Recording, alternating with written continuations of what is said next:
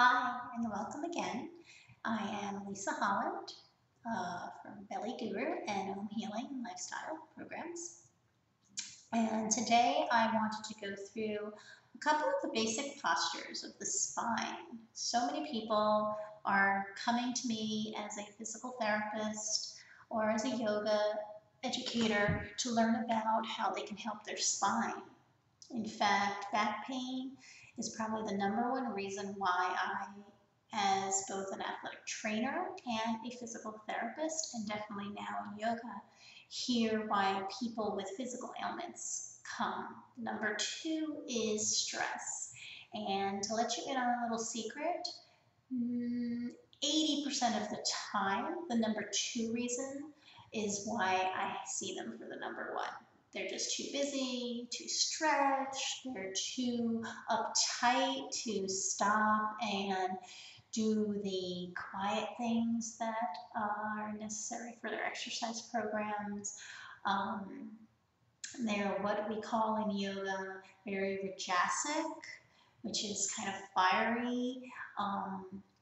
They could also be very tamasic, which is a little bit more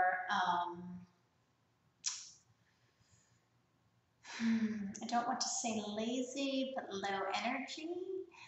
Or sometimes what I see is that there's areas that are not being addressed in the spine merely because they're what we call very hypermobile or very loose. A lot of times I'll see this also in personality traits of what we call vata or air-filled, kind of head in the clouds, the dreamer. They get carried away during their asana practice to feeling the very end ranges. They're not as grounded in the compression of their joints. So I may see their physical body being very loose. I might see their minds, their thoughts being very loose and not as contained. And all of these things can result in a back problem.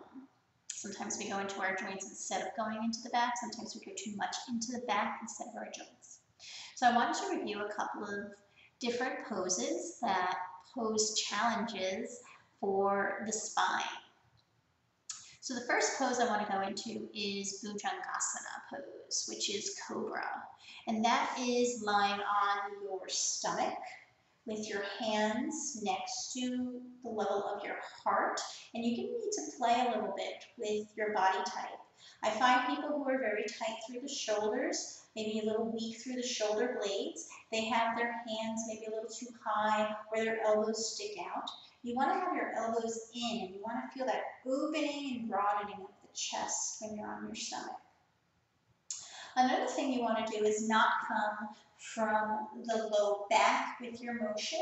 You really want to feel it as an energy coming up from your legs all the way up into your gluteals or buttock region, and then bringing that from that whole core in the front and the back through the abdomen up and through the spine.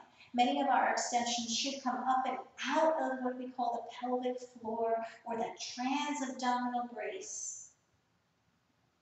So what you get is the creation more of this motion through the thoracic or the mid-spine versus this motion, which is an arching of the low back. So I'm going to change the camera to go onto the floor. So give me one moment to make sure that you're getting that picture correctly.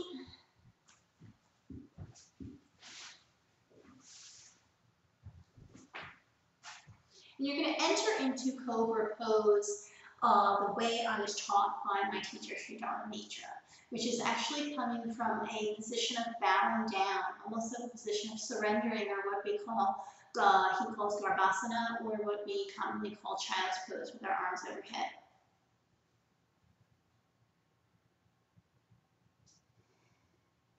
From this position, you're going to pull yourself forward, traction in the chest, and coming to what we call a Shanda Namaskar, which is a 8-limb stack pose.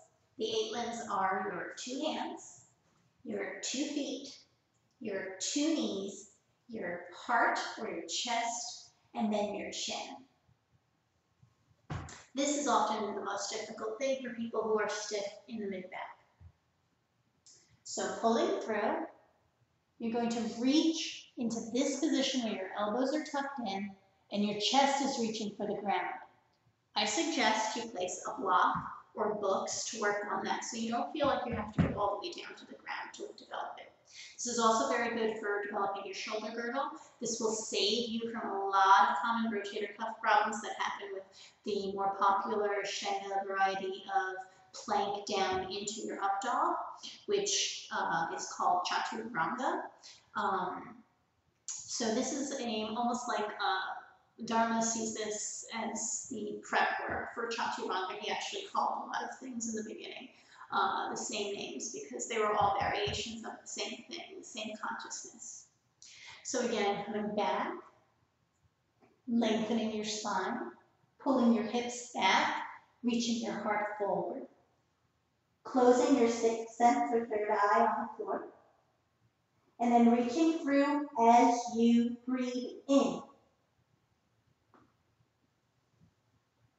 Making ground contact, feet down, inner thighs supporting each other, feeling the buttocks, feeling the abdomen, and then reaching that heart up through the rest of that inhale.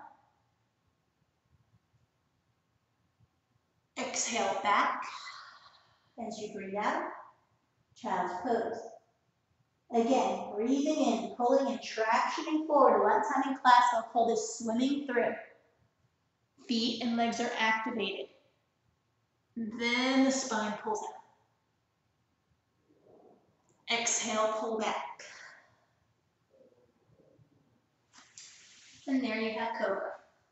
Good luck.